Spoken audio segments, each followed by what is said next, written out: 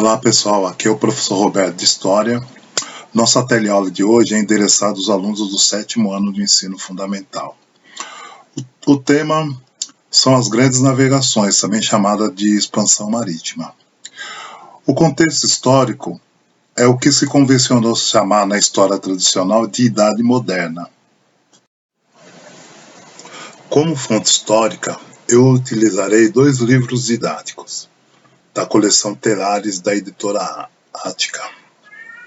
Primeiro esse aqui, que é uma edição mais recente, depois esse aqui com a edição mais antiga. Nosso objetivo nessa primeira teleaula é falar da visão imaginária que os europeus tinham em relação aos outros povos de regiões desconhecidas. Até a última década do século XV, os europeus conheciam basicamente as terras aqui banhadas pelo mar Mediterrâneo, como o norte da África, países aqui do Oriente Médio e países do Oriente Extremo, a Índia e a China. Basicamente isso, né? E a América eles só vão conhecer a partir de 1492, quando Colombo chega na América. Observe que eu estou falando chegou na América, porque a ideia de descobrir é extremamente enganosa, porque falar descobrimento desconsidera os povos dessa região, sua cultura e sua história. O mesmo cabe dizer de Pedro Álvares Cabral em relação ao Brasil. Dizer que Pedro Álvares Cabral descobriu o Brasil, você desconsidera milhares de povos que viviam nessa região, sua história e sua cultura. Porque a gente pode aceitar que o Colombo foi o primeiro europeu a chegar na América oficialmente.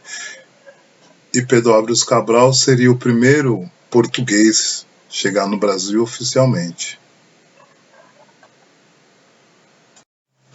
Monstros do imaginário europeu.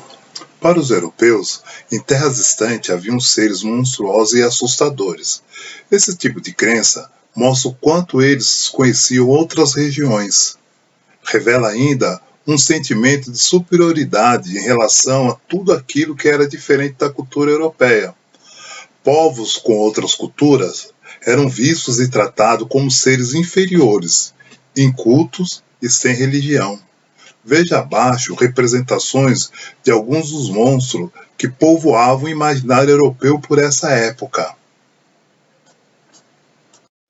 Sinocéfalo.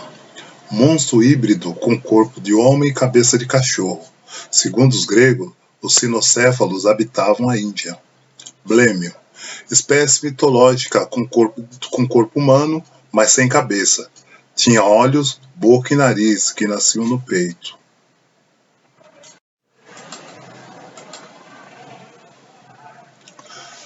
Panato. Monstros de orelhas enormes. Elas lhe serviam de asas para voar, envolver o corpo, protegendo do frio. Ceápode. Monstro de pés gigantescos. Para se proteger do sol, deitava-se e levantava as pernas, de modo a ficar sob a sombra dos próprios pés. Nessa ilustração, além dos animais exóticos, podemos observar aqui 3 brêmios.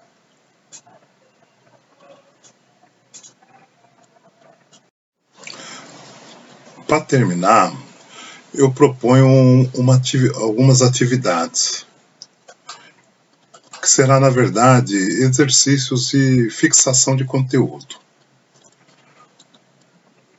Reveja as imagens, releia o texto e responda.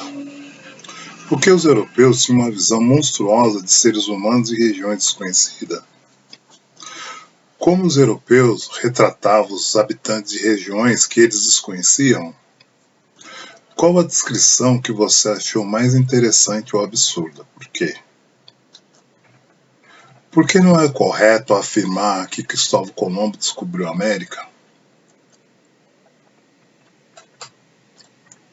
Então aqui nós terminamos. Aqui tem as fontes que foram utilizadas nesse trabalho. E gostaria de agradecer a atenção de vocês Espero que a gente se encontre em outras teleaulas. Tá? Até lá, obrigado. Tchau.